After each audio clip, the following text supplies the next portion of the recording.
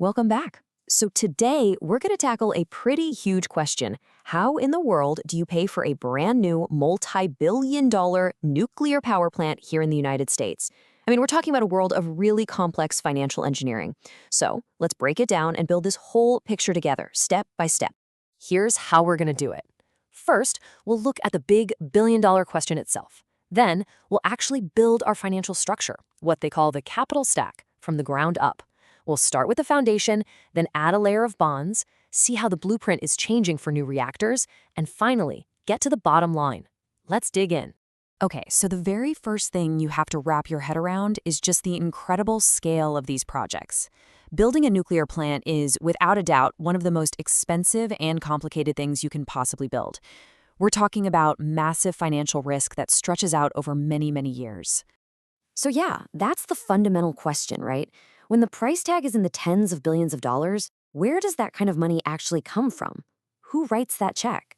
Well, the simple answer is nobody does. You don't get it from one single place. No single bank, no single investor is going to foot that entire bill.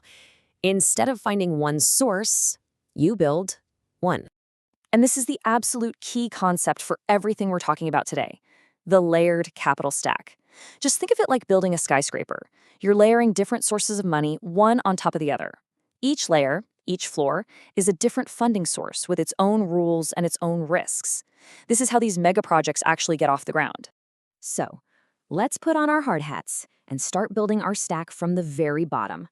The foundation for these projects has pretty much always rested on two super strong pillars, a regulated rate structure and massive government loan guarantees. The first part of that foundation is something called CWIP, which stands for Construction Work in Progress. Now, this is a really interesting idea because it lets a utility start getting paid back for the project before it even generates a single watt of power. So how does that work? Well, it's basically a three-step dance. First, the utility spends a bunch of money on concrete and steel. Second, the state regulators give them the thumbs up to add those costs to what's called the rate base. And then third, the utility gets to recover its financing costs through our monthly electricity bills. And that right there is the whole point. For huge projects like Plant Vogtle down in Georgia, this model was absolutely essential. When customers help shoulder some of that financial burden during construction, it makes the whole thing way, way less risky for the utility. Now, for that second pillar of the foundation, federal loan guarantees, and you might want to brace yourself for this number. For Plant Vogtle, the Department of Energy put up a whopping $12 billion in loan guarantees. So, why is that such a big deal? Well, a government guarantee is kind of like having the ultimate cosigner on a loan. It tells lenders, hey, this is a safe bet, which means the project can borrow money at incredibly low interest rates. I mean, look at this. One of the Vogtle partners locked in their loans for under 3%.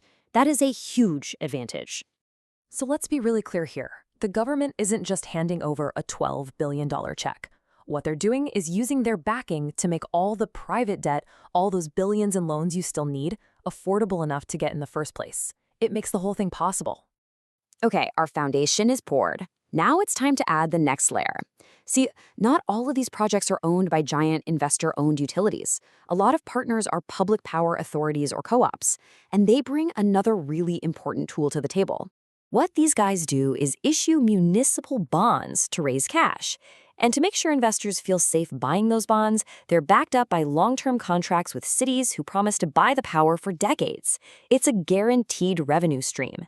And you bet they combine this with those federal loan guarantees whenever they can to finish their piece of the puzzle. All right, so that's the traditional playbook. But the game is changing.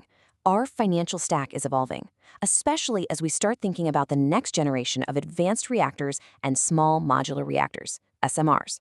We're adding some new modern tools right on top of our structure. For starters, we're seeing a lot more direct federal cash. In 2024, Congress put up $900 million just to help get these new Gen 3 Plus SMRs deployed, and they're doing it again in 2025. This is basically cost sharing to help get these first-of-a-kind designs out of the blueprints and into reality. And then you've got tax credits, and wow, these are a total game changer. There's a new clean electricity investment tax credit that starts at a 6% base credit, But look at this jump. If the project meets certain labor and wage rules, that credit skyrockets to 30%. Now, this doesn't replace financing, but it makes the project's economics look so much better to investors. But maybe the biggest shift of all is who the customer is. It used to be that you, me, all the utilities ratepayers, we were the guaranteed buyers. Now, we're seeing huge customers, think tech companies with giant data centers that need clean power 24/7, stepping up to sign their own long-term contracts. That provides a rock-solid revenue stream that makes a banker's job a whole lot easier. Okay, we've laid the foundation, we've added the next layer, and we've put the modern tools on top. It's time to step back and look at our finished building.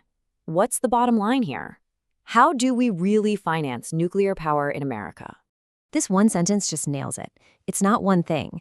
It's not some pure free market project. It is a complex public-private partnership. It's a carefully built stack that combines money from the utility, money from customer rates, massive federal credit support, public bonds, and now all these new tax credits and grants. And understanding this financial blueprint is so important because this isn't just about history. This evolving model is what's going to decide the entire future of nuclear energy in this country, which brings us to the most important question of all. Now that we know how it's all paid for, what are we going to build next?